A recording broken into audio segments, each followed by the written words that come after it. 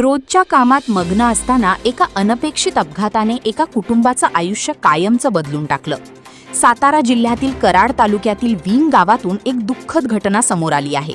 एका बांधकामस्थळी झालेल्या अपघातात 40 वर्षीय महिलेचा मृत्यू झाल्याची माहिती समोर आली आहे. मीडिया रिपोर्टनुसार सुरेखा संतोष कणसे या आपल्या घराबाहेर नियमित काम करत असताना जवळील बांधकाम परिसरातील सिमेंटचा एक उंच पिलर अचानक कोसळला. पिलर थेट त्यांच्या अंगावर पडल्याने त्या गंभीर जखमी झाल्या. घटनेनंतर आसपासच्या नागरिकांनी आणि कुटुंबियांनी तातडीने मदत करत त्यांना कराड येथील कृष्णा रुग्णालयात हलवले.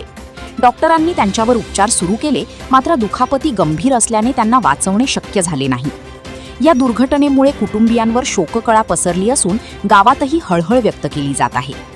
दरम्यान हा अपघात नेमका कशामुळे झाला, तसेच बांधकामस्थळी सुरक्षेच्या नियमांचे पालन झाले होते का, याचा तपास संबंधित यंत्रणांकडून सुरू आहे.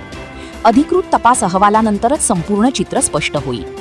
अशा घटनांमुळे बांधकामस्थळी सुरक्षा उपायांचे महत्त्व पुन्हा एकदा अधोरेखित झाले आहे.